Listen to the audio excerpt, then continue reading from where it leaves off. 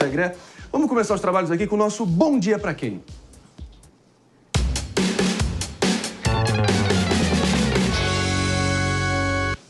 E o nosso bom dia de hoje é para quem sabe que a Cracolândia não é uma fatalidade do destino, nem de São Paulo e nem de lugar nenhum, tá? Porque o nosso centro, a propósito, só passou a conviver com os nóias, os batedores de carteira e os zumbis das mais variadas espécies a partir dos anos 90. Ontem, São Paulo despertou em meio a uma mega operação que acabou desmantelando uma milícia de guardas civis e PMs que extorquia comerciantes na Cracolândia, marginais que se infiltram e desonram a farda que usam. Enquanto o PCC manda no tráfico, claro, com a exploração da prostituição e trabalho escravo infanto-juvenil, pago com crack e cachaça, sim. A Operação Salus et Dignitas, ironicamente batizada com os termos latinos para saúde e dignidade, está dando o que falar. Porque olha só, há de se lembrar que estamos na temporada das soluções mágicas, né? As famosas eleições. Desde que a Cracolândia surgiu, vários gestores tentaram acabar com ela. Tudo foi tentado, de desapropriação a programas sociais de acolhimento de usuários, e nada, na verdade, funcionou para valer. O problema da droga, meu amigo e minha amiga, é gigantesco. Começa na fronteira com a entrada de toneladas sem qualquer controle, e quando a Cracolândia surge, a vaca já foi para o brejo. A solução real passa por cobrar o governo federal pelo controle das fronteiras, pela parceria com o governo do estado e uma ação firme das polícias civil e militar e da guarda municipal, claro. Então, aqui vai meu bom dia para você que, assim como eu, sabe que a solução existe, mas que o que os magos Merlins que chegam em época de eleição para vender grandes soluções, como os candidatos, jurando que vão resolver isso sozinhos desde o município, estão fazendo o que sabem fazer de melhor, vendendo ilusões. Mas, claro, essa é só a minha opinião. Para começar bem os trabalhos aqui, debate agitado e necessário para a gente entender o panorama atual da Cracolândia que segue nos envergonhando. Segré, o que você acha? É um problema muito sério, histórico. Histórico. A questão é que a maioria dos políticos, sobretudo na época de eleição, André, claro, eles prometem melhora na saúde, melhora na educação e melhora na segurança.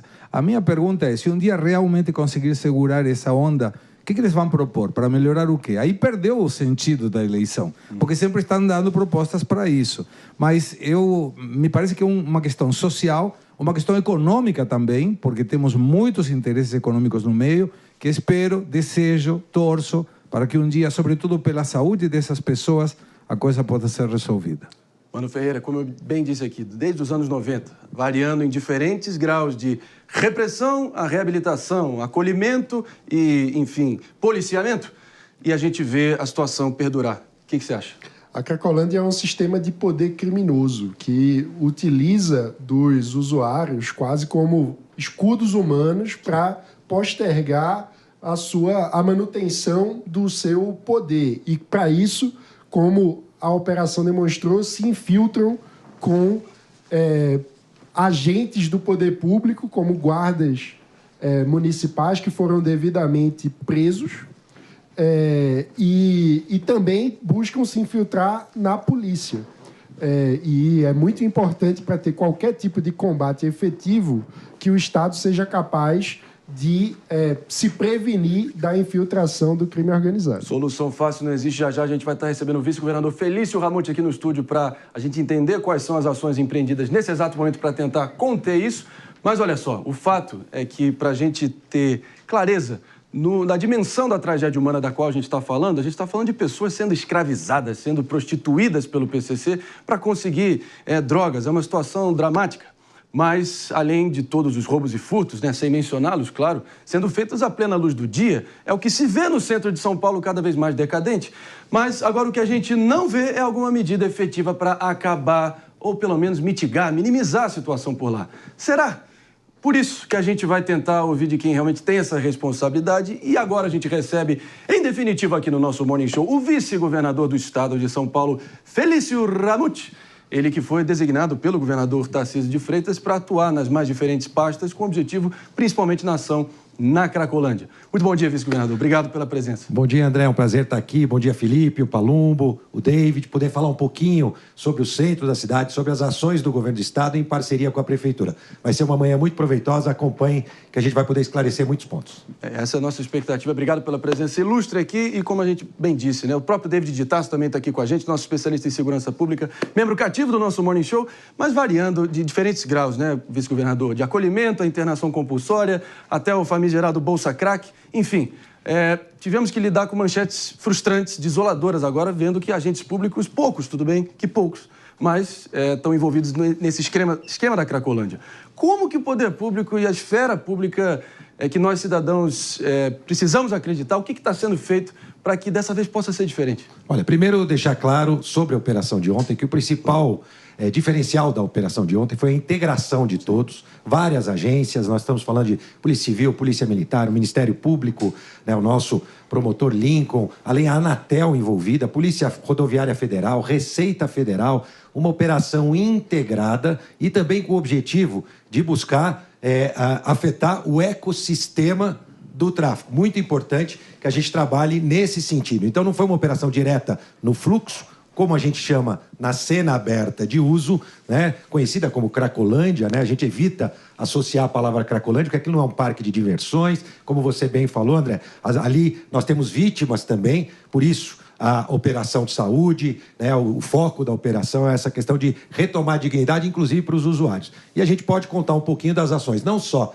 na área de segurança, aliás, uma operação que envolveu o fechamento de mais de 40 estabelecimentos ou envolvidos diretamente com o tráfico, com receptação, ou aqueles adquiridos com recursos do crime organizado, uma ação muito importante, também nos ferro-velhos, que é importante que a gente diga, que era um local de receptação, troca, como você falou agora na abertura, às vezes troca até de pinga, né? A gente tem de corote, teve um ferro-velho que foi verificada a aquisição de 1.500 litros, né, de corote ou de pinga para ser trocado, ou trocando por própria droga. Então era importante, além, claro, também estabelecimentos usados para prostituição, muitas mulheres que frequentam a cena aberta de uso, frequentavam esses locais justamente para arrecadar recursos, para poder consumir também drogas na cena aberta, portanto, uma ação que mirou o ecossistema. No meio do ecossistema, infelizmente, né, mas a gente sabe que em todas as profissões nós temos os bons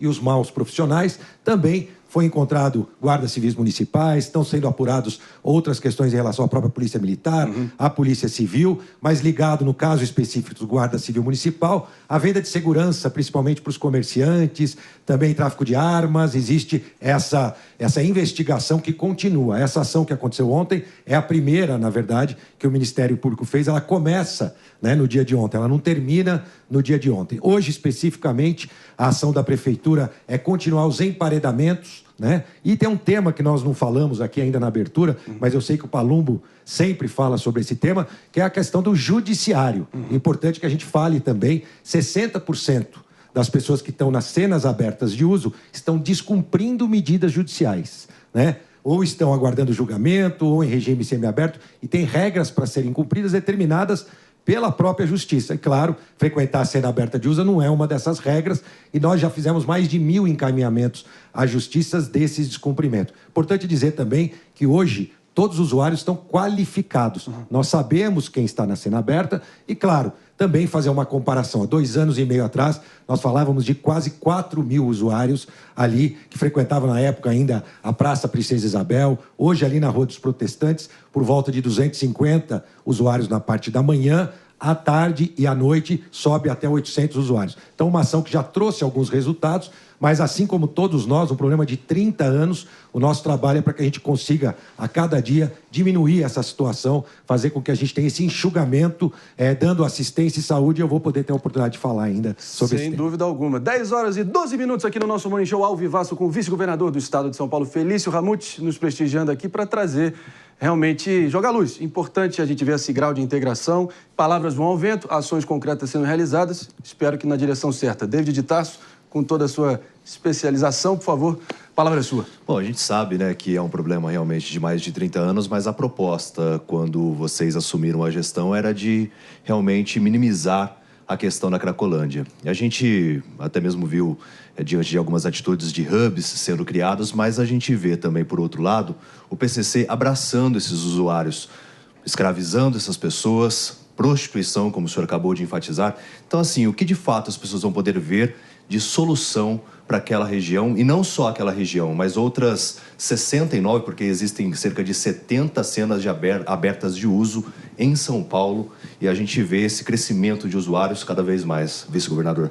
Obrigado pela sua presença, primeiramente. Um prazer estar aqui, David. Um problema de 30 anos, de fato, e é importante que a gente diga, assim que nós assumimos, o governador Tarcísio me deu essa missão, e, por exemplo, no estado de São Paulo, o estado mais rico da federação, sequer tinha regulamentação da política estadual sobre drogas. O governador Tarcísio, então, passa a fazer a regulamentação da política ali na região central hoje. E eu fui prefeito, viu, David? E eu gosto muito de estar próximo das pessoas. Aliás, a cada 15 dias, eu atendo no escritório do governo ali na Rua Boa Vista, né? No centro da cidade de São Paulo. E se nós perguntarmos para os comerciantes, para os consegues, para os moradores da região central, eles já sentiram a diferença de aproximadamente 8 meses para hoje em relação à segurança no centro da cidade de São Paulo. Isso é visível. Nós, inclusive, fizemos uma ação de recuperar regiões como a Praça da Sé, entre outras regiões da cidade ali do centro de São Paulo.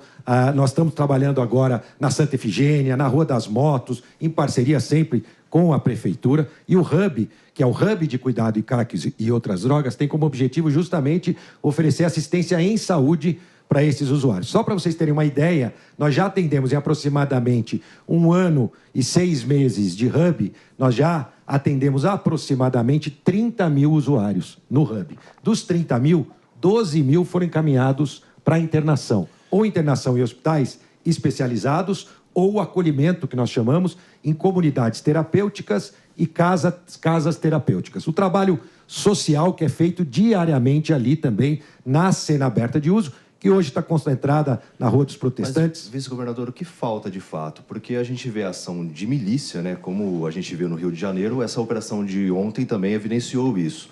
Para que a gente não veja agentes públicos sendo corrompidos, porque onde falta a ação do Estado, a questão do crime cresce. Então, o que falta de fato? Bom, vamos deixar uma coisa clara também, né? Eu não conheço no estado de São Paulo milícia. O que nós temos é ações pontuais, como de maus profissionais. Na como... operação foi citado isso. Foi citado por parte do promotor, mas é importante dizer, a milícia é uma organização criminosa que integra uma força de segurança, seja ela uma polícia militar, uma polícia civil ou uma GCM. O que a gente percebeu ali, sim, é uma atuação no modelo, vamos chamar assim, de milícia, de alguns, pontualmente, de alguns maus profissionais da GCM. São 7.500 guardas civis metropolitanos que devem todo o nosso respeito, né? Os nossos policiais militares. Então, houve, sim, uma citação por parte do promotor. Eu acompanhei a coletiva. Na coletiva, ele deixou claro que nós não estamos falando que ele não quis comparar com a milícia conhecida no Rio de Janeiro. Então, houve, sim, uma atuação pontual e nós temos que ser rigorosos. Aliás, o governador Tarcísio já puniu vários policiais militares que não agiram corretamente, ou policiais civis. Lamentavelmente, em todas as profissões, a gente encontra, como eu disse, bons e maus profissionais. Mas, continuando a resposta da sua pergunta, de fato, primeiro, resiliência.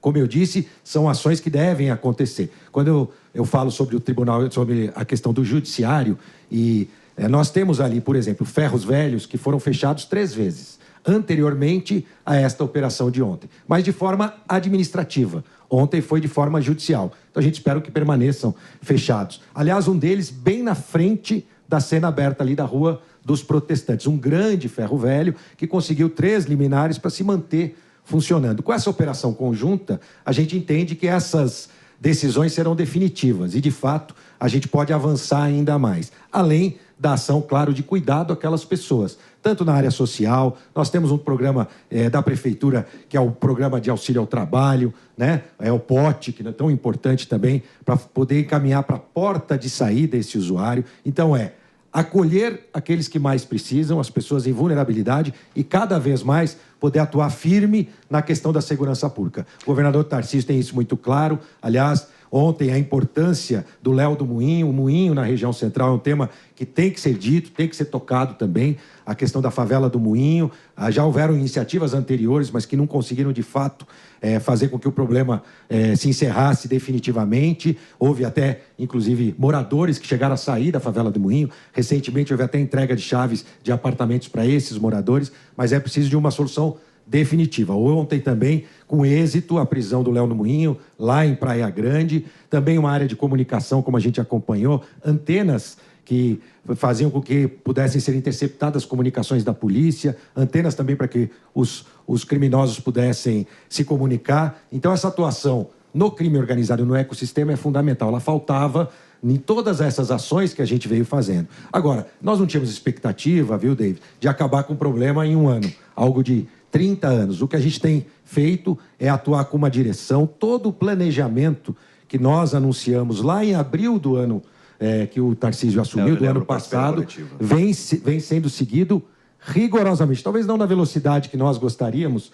mas até por conta de todas as dificuldades que a gente tem em lidar com todos esses atores. O que eu percebi logo que eu assumi, né, essa missão, é que a gente tinha muita gente fazendo coisa boa ali na região da Cracolândia, tanto a prefeitura, quanto o Estado, quanto igrejas, entidades, mas de forma descoordenada. O que eu posso dizer a você hoje é que o trabalho é totalmente integrado. Nós temos reuniões, eu participo de reuniões semanais, tanto na área de segurança pública, social, na área de saúde, entre prefeitura e Estado, além da sociedade civil que hoje está mobilizada conosco. Os consegues, também a associação de moradores, síndicos que se reúnem também com frequência com as nossas equipes para apontar onde a gente pode avançar. Então, eu não tenho dúvida que a gente já avançou, primeiro, pela redução expressiva dos indicadores. Quando a gente fala da tolerância zero, lá em Nova York, houve uma redução de roubos de aproximadamente 40% naquela época, né, em Nova York. Na região central, nós reduzimos já mais de 50% do número de roubos. Furtos, na mesma linha.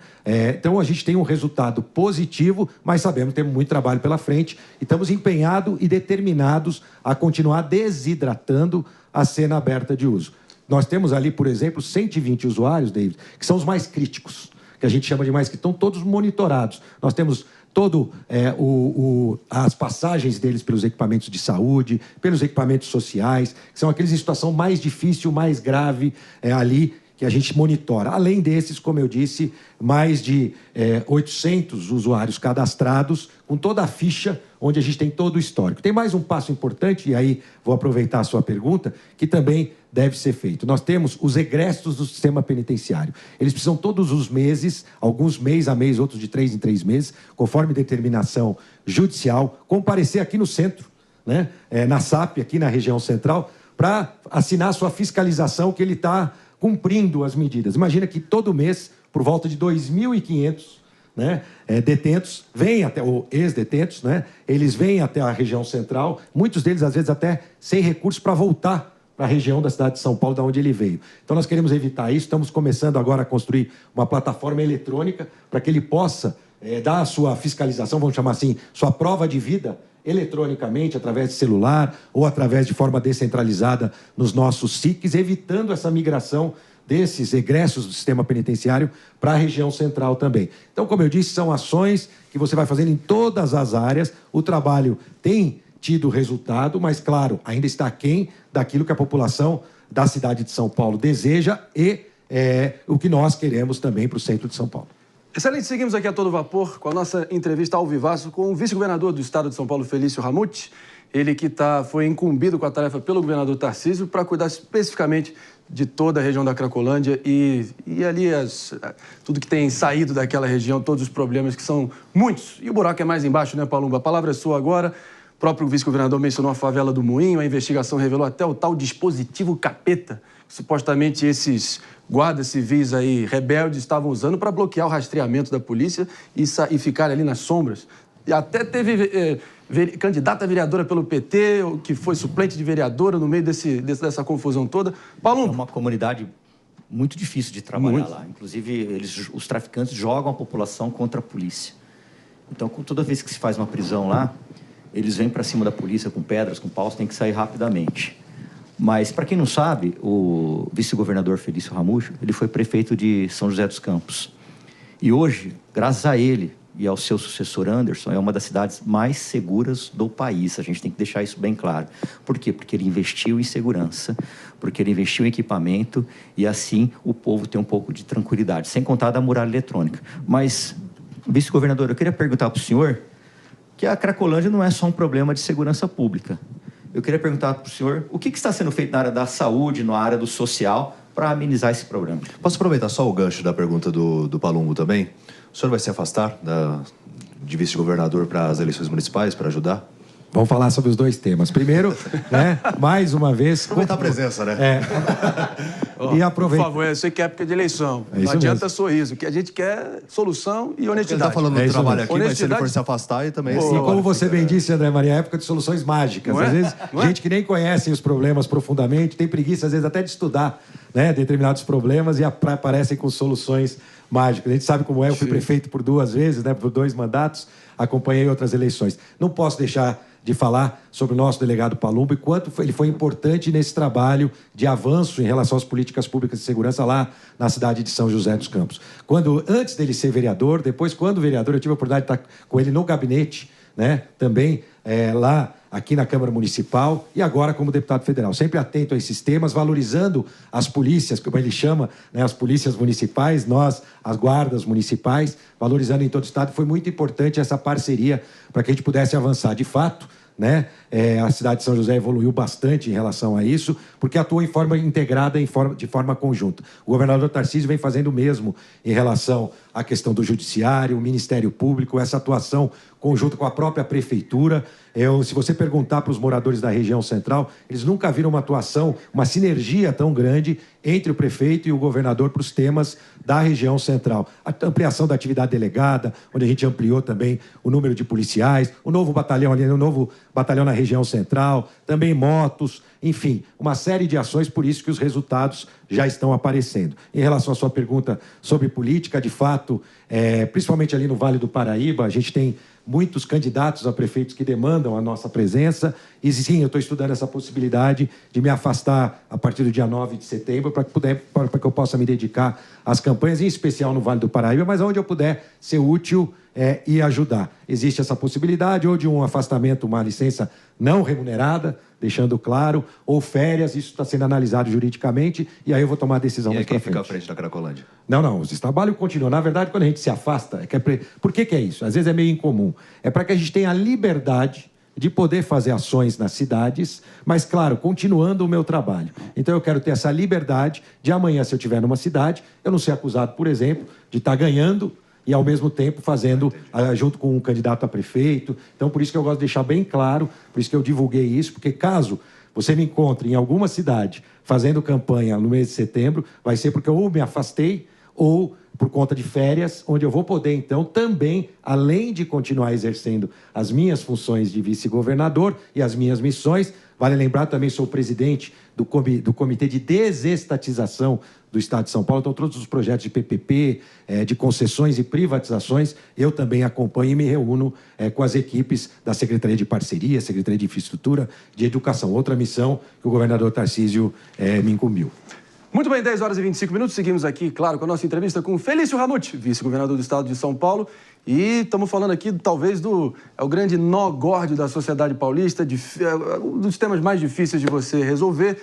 30 anos não são 30 dias, né, vice-governador? Então, vamos ouvir aqui nosso Felipe Monteiro, fazendo a pergunta também, e tentar entender, talvez, né, Pepe, essa questão da integração com as outras esferas de governo, para ver se tem algo sendo feito. É um ponto importante. Primeiro, bom dia, governador, bom dia pela sua presença.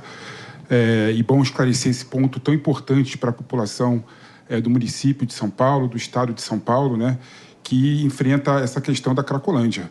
E obrigado por me permitir fazer uma pergunta. Estava achando que esse programa era um podcast do David Tarso. Ele não consegue. Ele corta o cabelo, bem renovado, mas não renova as falas. Mas vamos lá.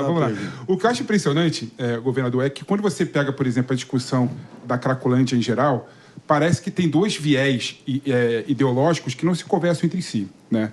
A direita acha que a solução seria a internação compulsória e bate no peito que tem que ter internação compulsória. A esquerda já fala que a solução para o problema da Cracolândia seria a política de redução de danos. Aí, quando eu vejo, por exemplo, o caso da mulher se prostituindo e ganhando, em troca, drogas ao invés de dinheiro, sendo explorada sexualmente, não dá para não lembrar do programa de braços abertos do Haddad, em que as pessoas ganhavam, o usuário que morava na Cracolândia ganhavam um salário, né, para trabalhar varrendo a rua, tal, ganhava uma hospedagem e recebia um salário para isso. Aí vem a pergunta, o que é melhor? Eu não estou fazendo juízo de valor, não. A mulher receber um salário, né, e comprar a droguinha dela e o Estado monitorar como é que ela está saindo, ajudar ela a sair das drogas, ou ela se prostituir para receber drogas em troca?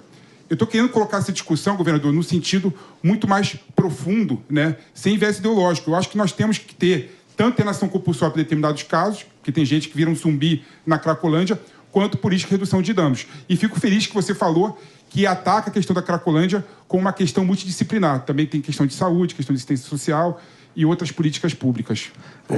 Felipe, vamos lá.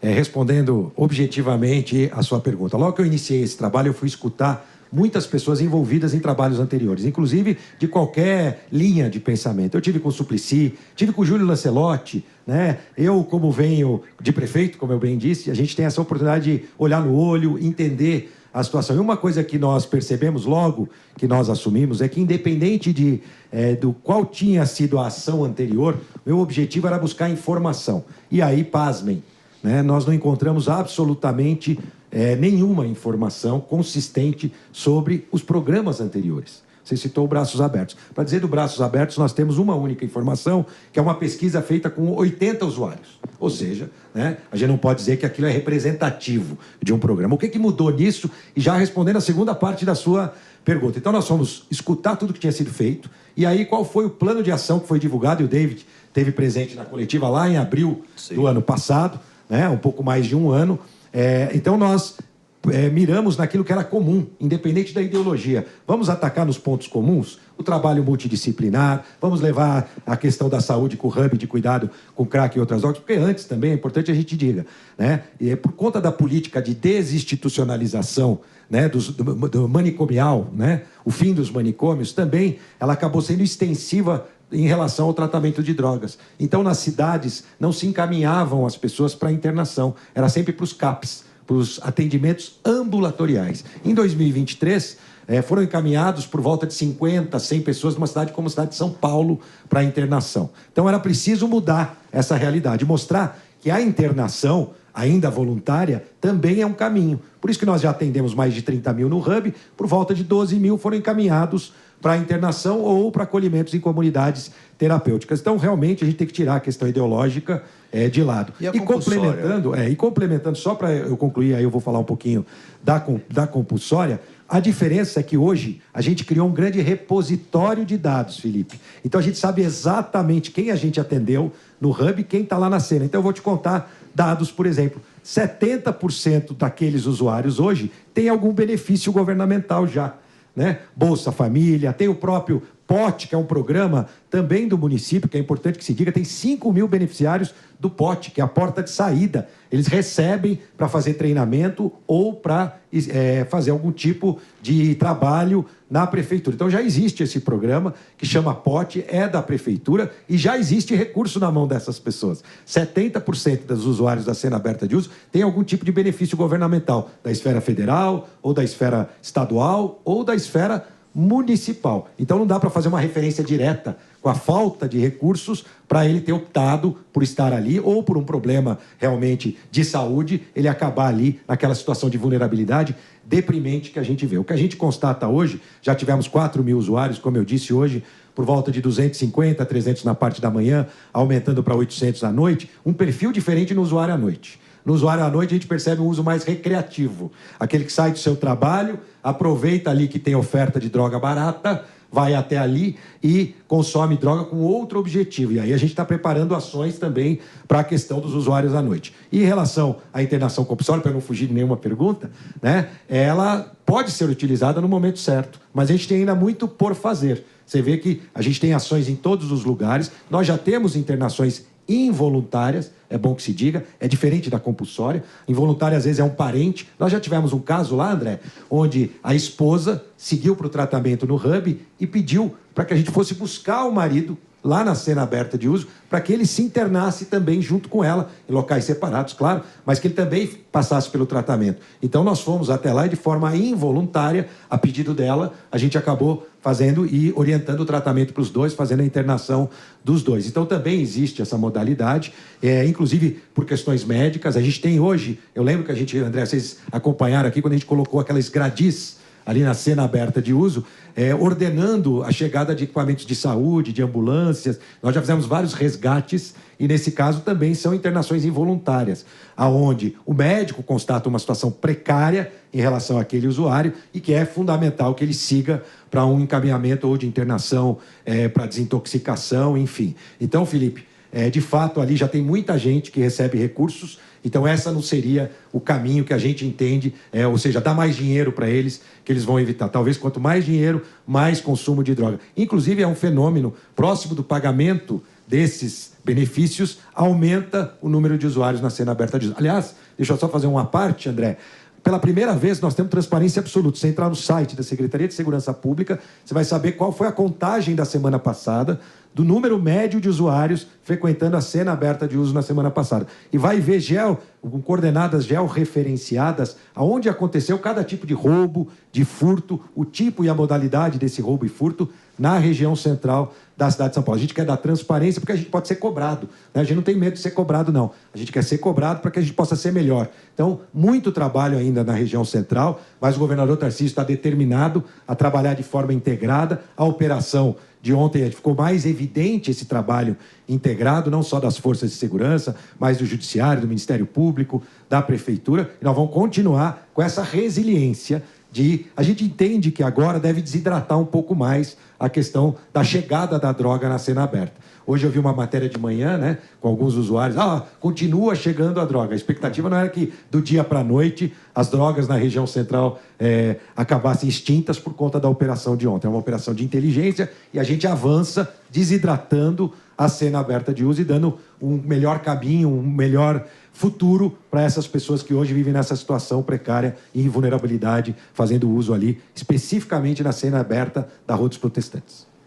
Muito bem, eu sei que você que nos prestigia aqui, sintonizado, assistindo, ouvindo nós aqui no Morning Show e também, claro, há tantos anos aqui na Jovem Pan, fica com essa baita sensação de impotência, dada a letargia, a omissão do poder público em vários momentos, mas importante a gente ouvir do vice-governador Felício Ramute, aqui com a gente, ainda prestando contas e fazendo balanço sobre a Operação Salud et Dignitas, que em latim quer dizer saúde e dignidade, ironicamente ou não, mas, pelo visto, teve bons avanços que foram conquistados. Vamos fazer um rápido break para você que está nos escutando aqui na Rede Jovem Pan de rádio sintonizada aqui com a gente, no corre, no trabalho, no carro, enfim. Fica com a gente que o melhor está por vir aqui no Morning Show. E assim que a gente já vai agradecendo a sua presença aqui. Vice-governador Felício Ramute, portas abertas sempre aqui no nosso Morning Show. Obrigado. Eu que agradeço a oportunidade, o prazer. Vamos continuar com determinação, trabalhando pela região central, devolvendo o centro. E o centro da cidade de São Paulo, não tenha dúvida, ao longo da gestão Tarcísio, vai ser o lugar mais assistido para quem precisa, mais monitorado e seguro. Pode ter certeza. Vamos devolver para a população de bem o centro da cidade de São Paulo. Ó o compromisso, hein? Ó o compromisso, hein? Tá aqui reiterado. Como foi dito, 30 anos não são 30 dias. Então vai desde Erundina, Maluf, Pita, Marta... Oh, meu Deus do céu, Serra Kassab, Haddad, Dória, Covas, Nunes, enfim. Mas, claro que não se limita apenas à esfera municipal, à estadual também. Obrigado demais, vice-governador, aqui pela presença e, claro, que a gente vai estar cobrando e fiscalizando essa nossa função. Obrigado. Bom dia, Deus abençoe a todos. Vamos que vamos.